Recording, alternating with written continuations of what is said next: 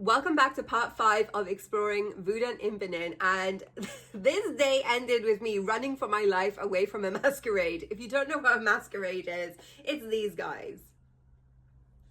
Okay, so if you've never seen a masquerade before or understand what they are, they exist in many West African traditions. And the masquerade will represent a ancestor or a spirit. Okay, the person who is wearing the outfit will invoke this spirit and will do a demonstration of dance, but also it's really important to give them money. And when the masquerade appears, it is not treated like entertainment. It is treated with a lot of respect. So for example, if you were in a village and you were walking around and you were to see a masquerade, you would have to really go out of your way to completely avoid the masquerade. Otherwise it would lead to something not so great happening for you in your life. It is very sacred, and these masquerade shows are often very energetically charged because there is a huge crowd of people watching them.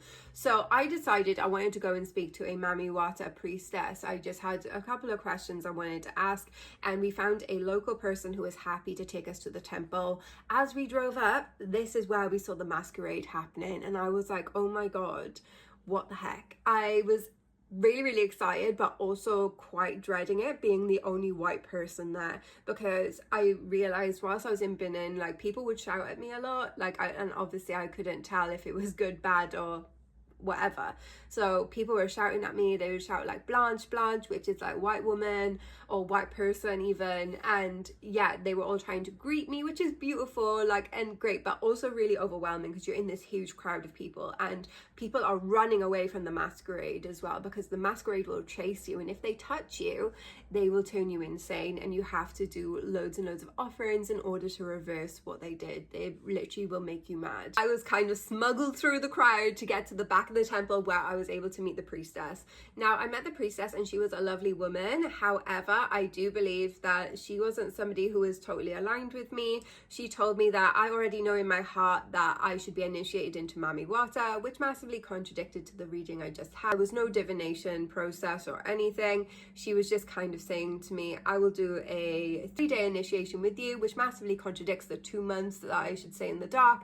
And also she said that she would not take me to the ocean because I was a white woman. So these were all kind of like warning signs that maybe this wasn't going to be the genuine experience that I wanted. Also, I just wanted to ask questions. I didn't want to have an initiation. But she was a very knowledgeable woman, very beautiful woman. Obviously, all Mami Wata priestesses are absolutely gorgeous.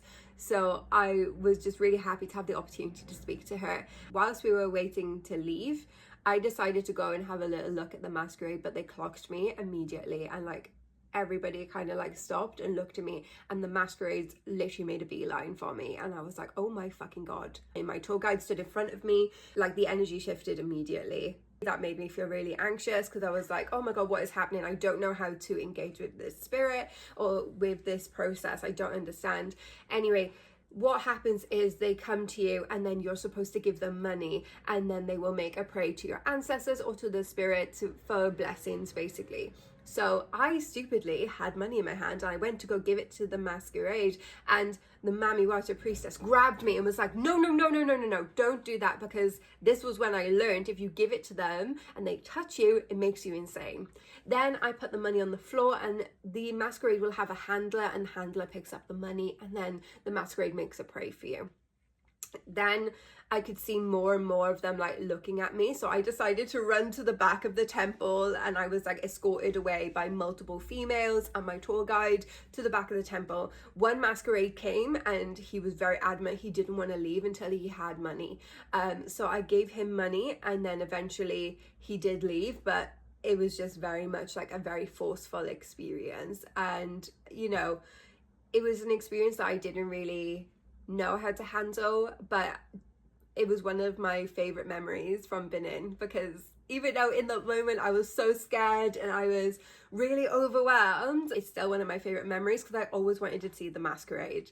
So I was really happy to see that. And when it came to like getting out of that, basically this random man grabbed my hand and pulled me through the crowd. Everyone was trying to stop me, they were trying to touch me, and I didn't want to really be touched in Benin. I didn't know what the etiquette was or if anything spiritual could happen to me through touching me on my body part or my hair or anything. So I just wanted to just get out of there, and this man dragged me through the crowd, and everyone was like, Blanche, hello, like trying to speak to me, and I was just being like dragged into the car.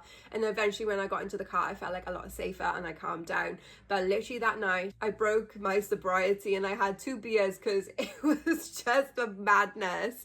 It was just a madness. Then the next thing I did was I had my Vodun initiation, and if you want to know about that, then make sure you come back for part 6.